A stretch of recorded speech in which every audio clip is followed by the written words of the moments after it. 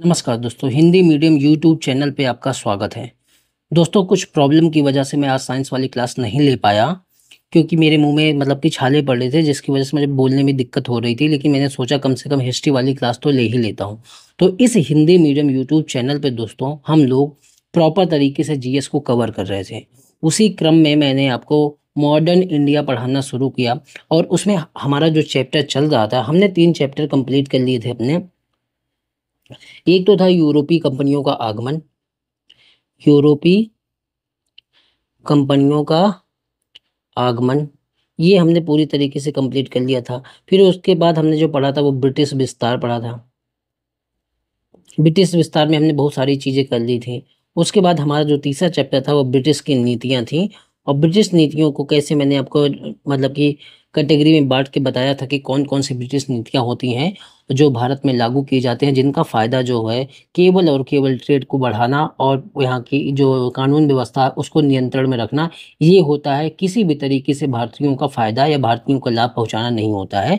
तो पिछले वीडियो में मैंने यही सारी आपसे डिस्कशन किया था। जितनी भी मतलब की पॉलिसी होती हैं वो सब कुछ मैंने आपको यहाँ पे बता दिया था। चाहे वो एडमिनिस्ट्रेटिव नीति हो, जिसमें सिविल सर्विस होती है, आर्मी होती है, पुलिस होती है, न्याय व्यवस्था होती है।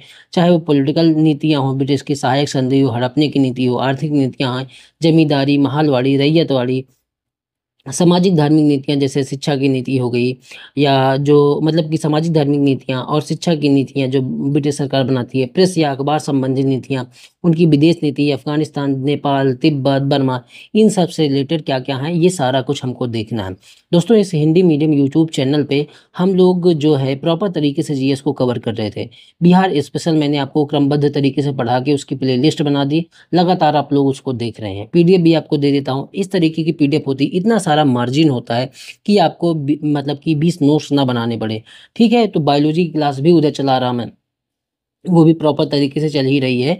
और साथ में मैं मॉडर्न हिस्ट्री की कम से कम 9 क्लास ले चुका हूँ। आज शायद ये 10वीं या 9वीं क्लास होगी, और उसी में हमने पढ़ना शुरू किया था जो है पहले सबसे कि जो ब्रिटिश की एडमिनिस्ट्रेटिव प्रशासनिक नीति है उनको सबसे पहले कवर करना शुरू किया था।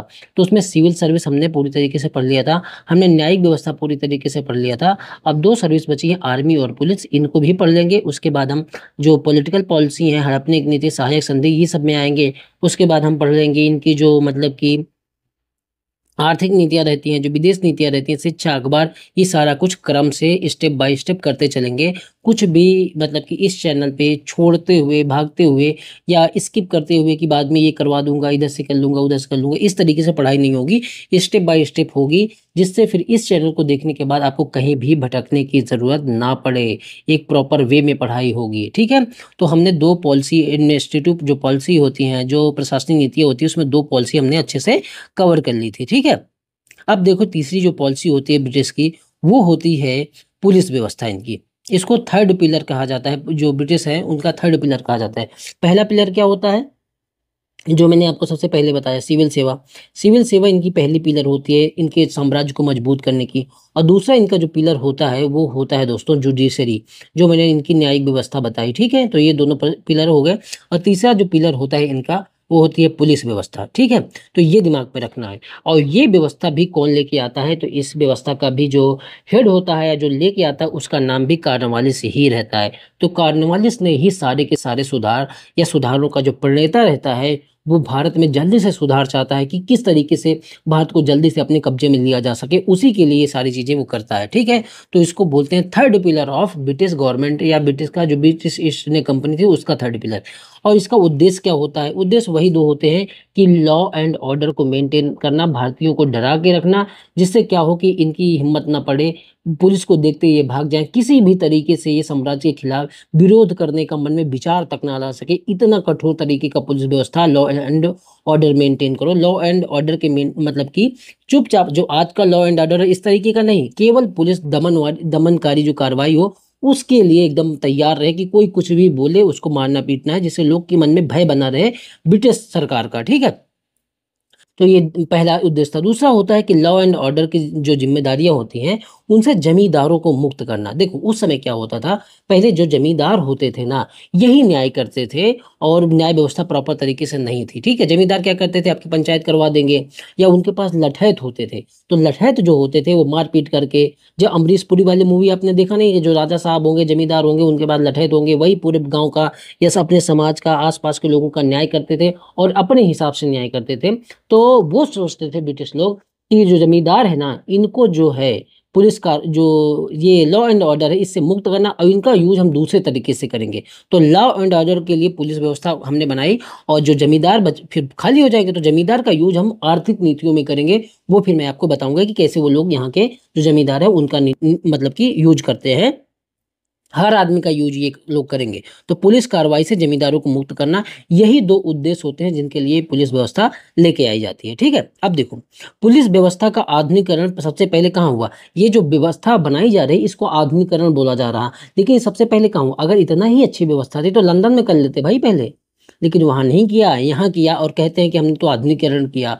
तो आधुनिकरण के नाम पे ये जो तानाशाही का और चरम रूप इनका देखने को मिलता है, उसी को पुलिस व्यवस्था देख कहते हैं। ठीक है, तो आधुनिकरण जो होता है अब सैद्धांतिक रूप से तो हमको पढ़ना ही पड़ेगा।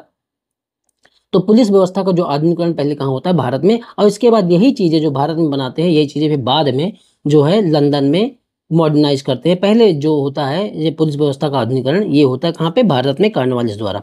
कॉर्नवालिस करता क्या है कि प्रत्येक 400 वर्ग मीटर में ना, 400 वर्ग मील में एक थाने की व्यवस्था करता है। और इस थाने का हेड कौन होगा, इस थाने का हेड होगा दरोगा। तो हर 400 वर्ग मील में, 400 वर्ग मील में एक थाना बनाया जाएगा, और इस थाने का होगा हेड कौन होगा, दरोगा होगा। और जिसके बाद जिला स्तर पर पूरे जिले में कई सारे मतलब कि थाना बना दिए जाएंगे।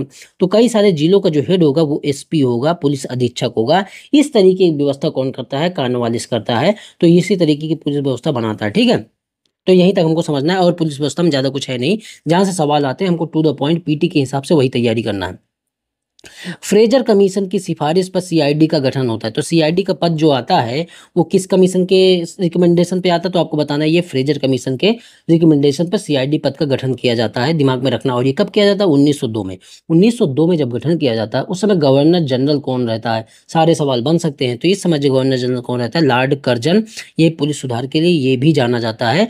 तो 1899 से 1905 तक इसका कार्यकाल होता है, और इसी के कार्यकाल के दौरान फ्रेजर कमीशन का गठन होता है, और वो फिर उसके द्वारा सीआईडी पद का गठन होता है, दिमाग में ये रखना।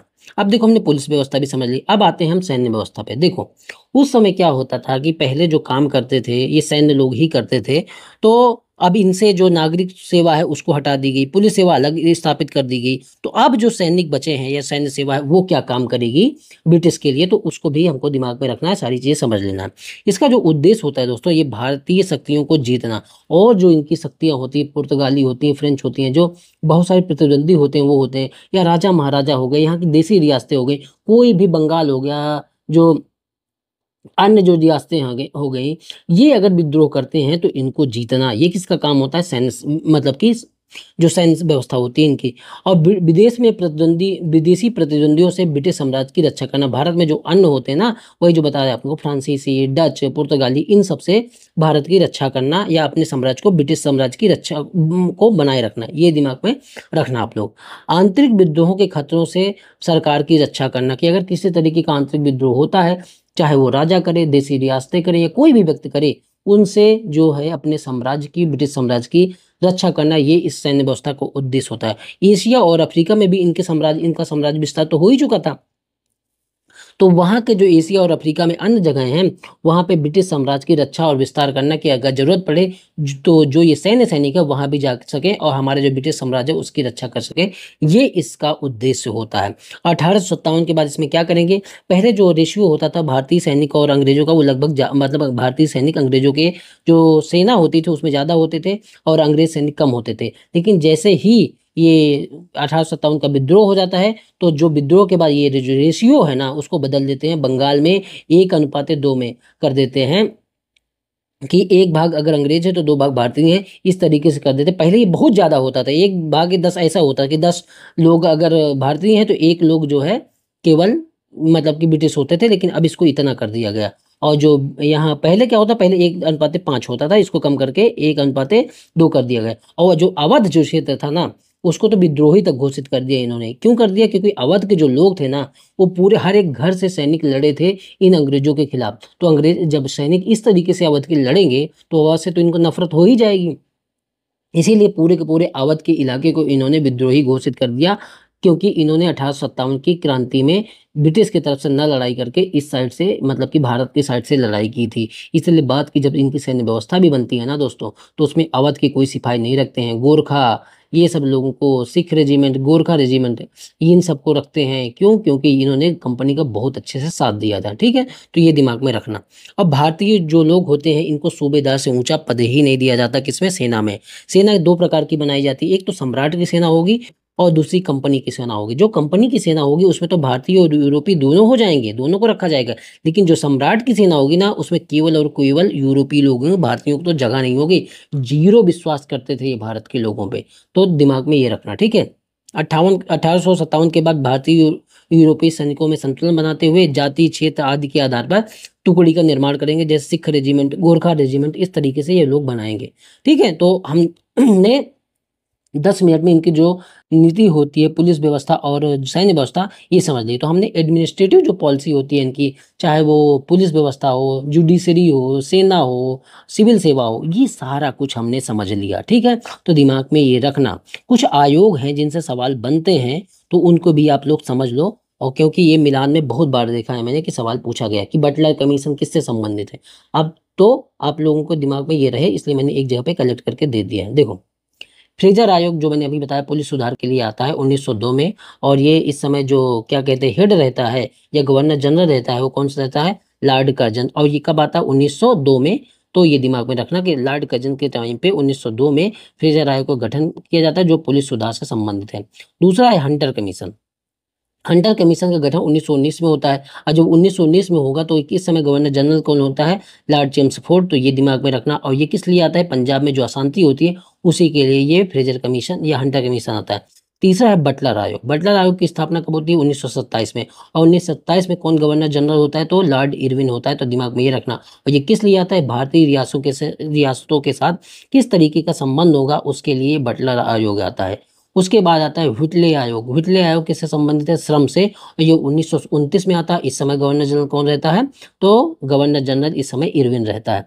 देखो, मैं बहुत जल्दी जल्दी शायद बोल दे रहा, लेकिन फैक्चुअल है, केवल आपको एक बार पढ़ के याद ही तो करना है। इसमें कौन सा तिकड़मबाजी वाला खेल है, समझ आने वाला चीजें हैं। तो बस जो जो है वही चीजें मैं आपको बोले दे रहा, आप लोग एक बार में ये चीजें समझ जाएंगे। जहां समझाने को होगा वहां मैं रुक के समझाता हूँ। ठीक है, सप्रू आयोग जो है ये बेरोजगारी से संबंधित है और ये 1935 में आता है। और इस समय जो गवर्नर जनरल रहते हैं वो कौन रहते हैं? ब्रिटिश, मतलब कि वेलिंगटन रहता है। हैमंड आयोग जो आता है श्रमिकों को संघीय सभा में लाने के लिए 1935 में लाया जाता है। अब मतलब कि बनता है ये आयोग। और इस समय गवर्नर जनरल कौन रहता है? तो इस समय भी गवर्नर जनरल जो रहता है वो विलिंगटन रहता है। तो पूरा का पूरा हमारा ये वाला जो एक हिस्सा था वो पूरा का पूरा कंप्लीट हो जाता है। कौन सा हिस्सा दोस्तों? यही जो ब्रिटिश की जो प्रशासनिक नीति होती हैं, तो ब्रिटिश की प्रशासनिक नीति हमने एक हिस्सा खत्म कर लिया। देखो, मैं देखो इसमें कुछ छोड़ नहीं रहा भाई कि आपको फिर से भटकना पड़े, इसीलिए थोड़ा सा टाइम लग रहा और चीज़ों को कंप्लीट करने में। लेकिन एक बार जब आप यहाँ से कर लेंगे तो कोई सा भी एग्जाम हो वो आपके दायरे से बाहर नहीं होगा और सारे सवाल जो हैं आपके बन जाएंगे। अब हम दूसरा स्टेप उठाते हैं। ब्रिटिश की जो पॉलिटिकल नीतियाँ थी, ब्रिटिश की जो राजनीतिक नीतियां, इसमें दो तरीके की नीतियां हमको पढ़नी है। एक तो पढ़नी है सहायक संधि, पढ़नी है। और दूसरा पढ़ना है इसमें हड़प नीति। तो हड़प नीति किससे संबंधित है? ये डलहौजी से संबंधित है, डलहौजी से। और ये जो सहायक संधि है किससे संबंधित है? ये वेलेजली से संबंधित है। देखो, तो ये हम पढ़ेंगे तो हमारी राजनीतिक पॉलिसी जो है ब्रिटिश की वो भी कंप्लीट हो जाएगी। तो एक एक करके हम इनको भी समझते हैं। पहला है सहायक संधि, जिसको सब्सिडरी अलायंस बोला जाता है। और ये जो है बेलेजिली के द्वारा लाई जाती है। अब देखो, मैं आपको बता दूं थोड़ा सा बैकग्राउंड, तब आप समझ जाओगे। देखो, उस समय क्या होता है, नेपोलियन का जो भय है ना, भारत में व्याप्त होने लगता है, ब्रिटिश में व्याप्त होने लगता है कि अगर नेपोलियन का प्रभाव भारत में बढ़ रहा, अगर यहाँ के जो राजा महाराजा हैं, जो यहाँ के शासक हैं, उन्होंने नेपोलियन से अगर संधि वगैरह कर लेते हैं तो हम जो है हमारे यहाँ पे हारने का डर बढ़ जाएगा। इसी को देखते हुए वो क्या काम करते हैं कि जो भारत के राजा रहते हैं, देसी रियासतें रहती हैं, देखो मैं आपको इस तरीके से मैप बना के समझाता हूँ। जैसे ये भारत है, तो बहुत सारे इलाके जो रहते हैं दोस्तों भारत में, ये रहते हैं कि ब्रिटिश के जो मतलब कि जो ब्रिटिश के राज्य रहते हैं, तो बहुत सारे जगह पे ब्रिटिश का कब्जा तो हो चुका होता है, ठीक है, तो ब्रिटिश राज्य रहते हैं। बहुत सारी रहते हैं जो देसी रियासतें रहती हैं, छोटी छोटी देसी रियासतें हो गई, निजाम हो गया, अवध हो गया, तो ये सारे लोग रहते हैं। तो इस तरीके के भारत का मतलब कि राज्य रहते हैं। अब बताओ, देसी रियासतों में भी दो तरीके के शासक रहते हैं। अगर वो मुस्लिम शासक है तो, और एक हिंदू शासक है। तो मुस्लिम शासक होता है वो नवाब होता है, और जो हिंदू होते हैं वो राजा कहलाते हैं, ठीक है, तो ये राजा कहलाते हैं। तो इस तरीके से पूरे भारत की स्थिति उस समय होती है, नेपोलियन का प्रभाव उधर बढ़ रहा था। तो इनके मन में ये आया कि भाई हमारे जितने भी अगल बगल के स्टेट है, जहाँ जहाँ पे हमारा शासन है, ब्रिटिश का भी कहीं कहीं तो राज्य स्थापित हो ही चुका था, कि हमारे बगल बगल में जो भी शासन है उनको क्या करें, हम बफर स्टेट की तरह बना देते हैं। बफर स्टेट का क्या मतलब है कि अगर कोई भी हमारे ऊपर शत्रु मतलब कि हमला करता है, या फ्रांसीसी हमला या किसी भी तरीके का कोई दूसरा हमला कर देता है, तो उसके सामने ये राज्य जो है खड़ा रहे, हम पे डायरेक्ट अटैक ना हो सके, और अगर लड़ाई हो तो हम अपनी भूमि पे ना लड़े, इनकी भूमि पे लड़े। तो इसके लिए क्या करते हैं, अपने आस पड़ोस के उन राज्यों से ये समझौता करते हैं, सहायक संधि करते हैं, जिससे क्या हो कि उन पे खतरा ना आए, और कोई खतरा आए तो इन्हीं राज्यों पे आए, और बाद में हम लोग इनको सहायता के रूप में जो भी चीजें देंगे उसका पैसा लेंगे, उससे निपटेंगे, और इसी को वो सहायक संधि कह देते हैं, ठीक है। तो जब इन सहायक संधि करने जाते हैं, तो जो राजा रहते हैं, जो प्रशासक रहते हैं, जो नवाब रहते हैं, ये पूछते हैं कि भाई अगर कोई हम पे हमला करता है, ये क्या कहते हैं उन राजाओं के पास जाके, राजाओं से कहते हैं कि अगर आप पे कोई हमला करता है तो हम आपकी सहायता करेंगे। सहायता किस तरीके से करेंगे कि अगर आप पे हमला होता है ना, हमारे साथ अगर सहायक संधि आप कर लेते हो, तो आप पे अगर हमला होता है तो आप पे सिर्फ हमला नहीं होगा, हम मानेंगे कि हम पे भी हमला हुआ। इस तरीके की देखो राजनीति लगाते हैं।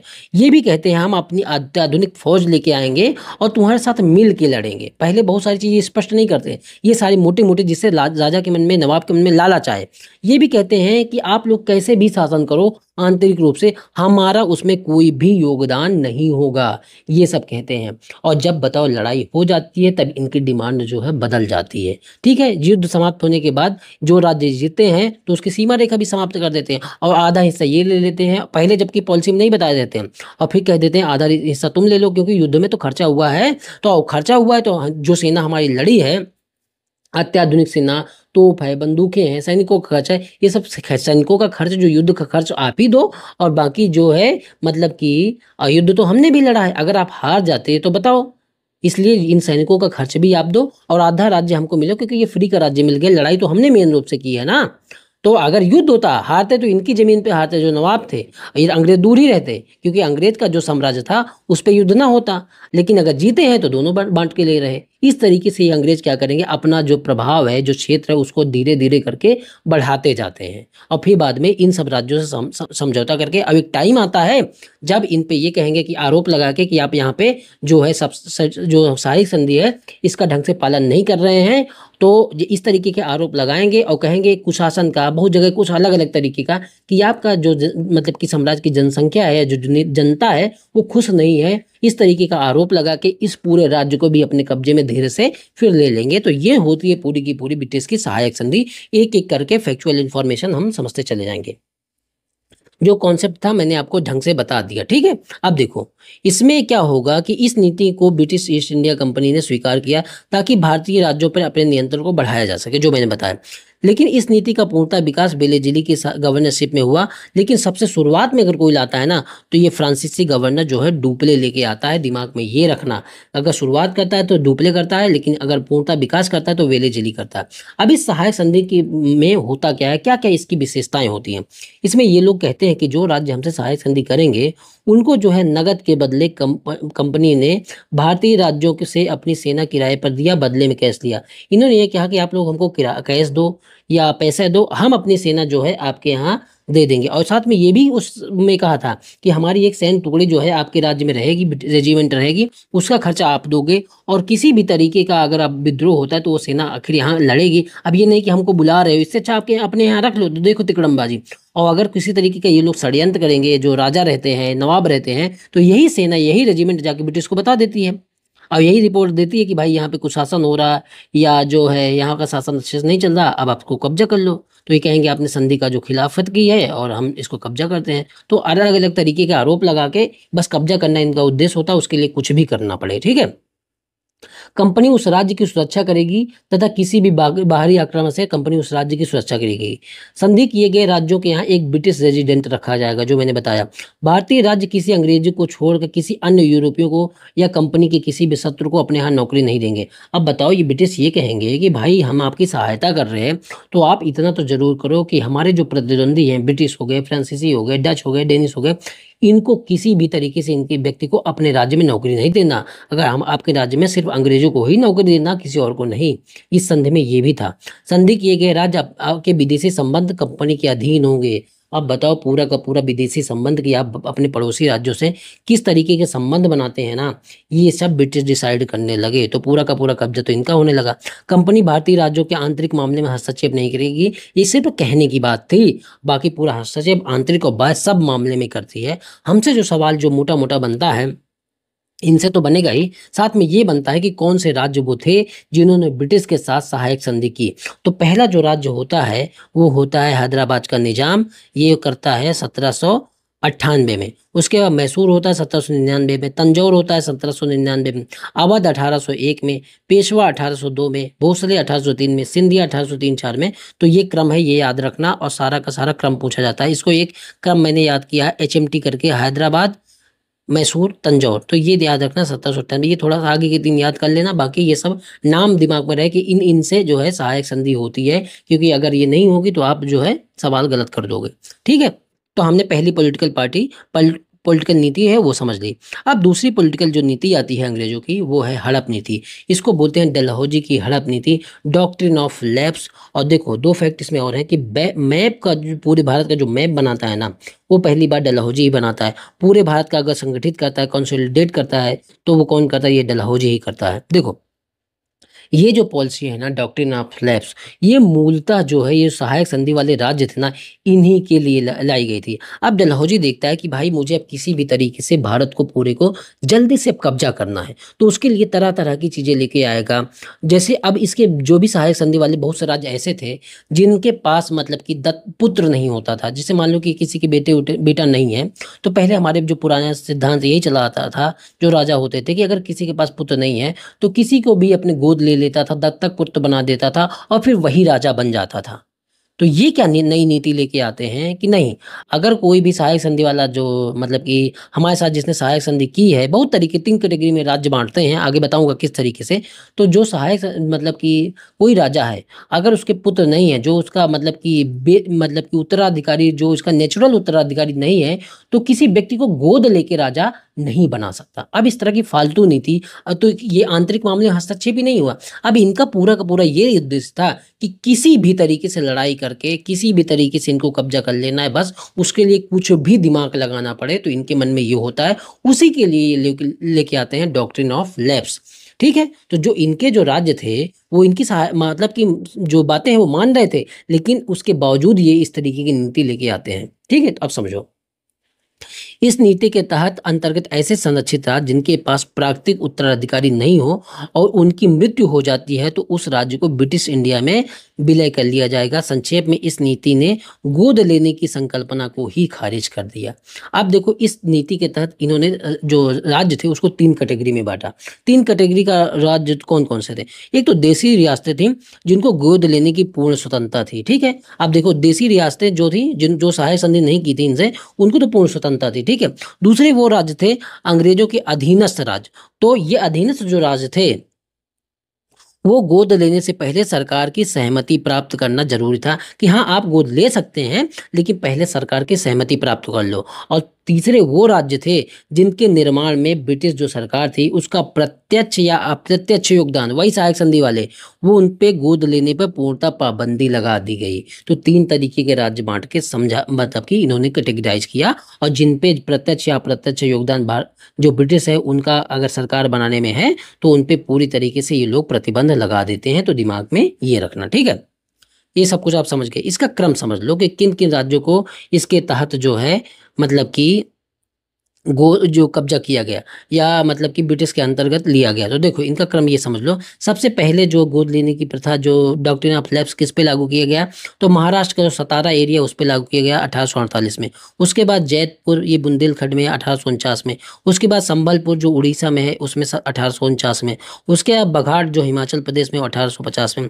उसके बाद उदयपुर जो एमपी में है वहाँ पे 1852 में। फिर झांसी जो यूपी में 1853 में। नागपुर जो है 1854 में। देखो सब नाम याद रखना, कुछ का तो एज भी सतारा है, जैतपुर है, इनका झांसी का, नागपुर का, इन सब का जो का मतलब कि एज वो है, डेट ये ईयर है ना, ये भी याद रखना। अब कई बार पढ़ोगे तो याद हो जाएगा, अब एक बार में तो याद नहीं होता है, किसी को नहीं याद होता, चाहे मैं हूँ आप हो कोई भी हो। लेकिन हमको मतलब कि एग्जाम में पूछा जाता है तो हमको याद करना हमारी मजबूरी है, ठीक है। तो कोई भी तिकड़मबाजी लगा के इसको याद कर लेना था कि 1848 में हुआ, 49 में हुआ, फिर 49 में, 50 में, 52, 53, 54, इस तरीके से कुछ दिमाग लगाना। और उसके बाद सतारा, जैतपुर, संबलपुर, इससे कुछ करके याद कर लेना, ठीक है।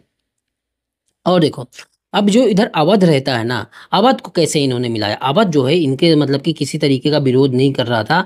तो ये डलहौजी क्या क्या काम करता है कि किसी भी चाहता है कि किसी भी तरीके से इसको बस अपने अंतर्गत मिला ही लो, क्योंकि यहाँ के सैनिक जो होते हैं बाद में 18 जब ये मिला ही लेंगे तो 1857 में इसी वजह से इनके जो सैनिक होते हैं वो 1857 में जाके भाग लेते हैं, मतलब कि भारत की तरफ से, क्योंकि फालतू में इसको मिला लिया। जबकि यहाँ का प्रशासन, यहाँ की जो जनता थी उस राजा से खुश, मतलब कि खुश थी, या मतलब कि बहुत विद्रोह में नहीं थी। लेकिन इन्होंने क्या किया कि डलहौजी क्या काम करता है, बस मिलाना चाहता है।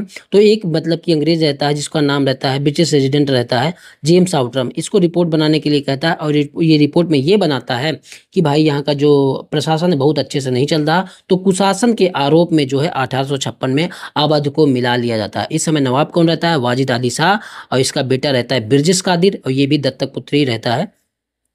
1857 बिरजिस कादिर दत्तक पुत्र शायद नहीं रहता, तो देख लेना एक बार ये।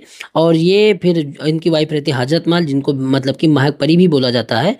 और ये बाद में जब इस तरह हो जाएगा तो फिर 1857 में लखनऊ की तरफ से भाग लेंगे। तो दिमाग में ये रखना, ठीक है। तो हमने दो नीति समझ ली। देसी रियासतों के प्रति ब्रिटिश की किस तरीके की नीति रहती है वो तो बहुत डिटेल में होता है, लेकिन मेंस में जब पढ़ा जाता है। लेकिन हमको बस थोड़ा सा पढ़ना है, इसलिए क्योंकि जो है ये हमसे कभी किताब के बारे में या कुछ पूछ लें तो हम बता पाएं।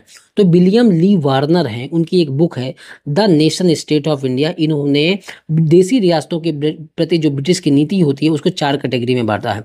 उन्होंने ये बताया कि ब्रिटिश जो है 1757 तक, 1813 तक, जब इनके कब्जे में भारत शुरुआत में, मतलब कि प्लासी युद्ध के बाद जब भारत शुरुआत में कब्जे में हम काल का आने लगता है, तब ये घेरे की नीति 1813 में बनाते हैं। और उसके बाद 1813 से लेके 1858 तक जब आर्थिक वो क्या कहते हैं वहाँ पे इंडस्ट्रियल रिवॉल्यूशन हो जाता है, तब ये आर्थिक पार्थक अधीनस्थ पार्थक की नीति अपनाते हैं। 1813 से 1858 तक इसमें साम्राज्यवाद का विस्तार करते हैं। और जब 1857 की क्रांति हो जाती है तब ये कहते हैं अधीनस्थ संघ की तरह हम व्यवहार करेंगे, बहुत ज़्यादा आप पे कब्जा नहीं करेंगे, सहयोग करेंगे। तो 1858 से 1935 तक ये सहयोग की नीति अपनाते हैं। और 1935 के बाद ये समान संघ की नीति 1947 तक अपनाते हैं, किसके, देसी रियासतों के प्रति, ठीक है। तो देखो मेरे मतलब कि थोड़ा सा मतलब कि मुंह में छाले निकले हैं, इसकी वजह से बोलने में भी तुतलाहट जैसी आ रही होगी, आपको खुद समझ में आ रहा होगा। तो इस वीडियो को मैं यहीं तक रखता हूँ, अब थोड़ा ठीक हो जाने दो तो मैं फिर जल्दी जल्दी वीडियो बना दूंगा, ठीक है। तो आपको काम वही करना है कि इस नंबर पे 9667305679 इस नंबर पे मैसेज करके और पीडीएफ ले लेनी है। यहीं से मैं आपको टेलीग्राम ग्रुप में जोड़ दूंगा। ये सारी क्लासेस आप देख रहे हैं Hindi medium UPSC and state PCS नाम के चैनल पे। तो हमने अब तक बहुत सारी जो एडमिनिस्ट्रेटिव पॉलिसी होती हैं वो समझ लिया, जो पॉलिटिकल पॉलिसी है वो समझ लिया। अब इनके बाद हम जो समझेंगे, जो अंग्रेजों की विदेशों के प्रति नीति होती है ना, वो हम समझ लेंगे। उसके बाद हम समझ लेंगे जो अंग्रेजों की आर्थिक नीति होती है वो समझ लेंगे।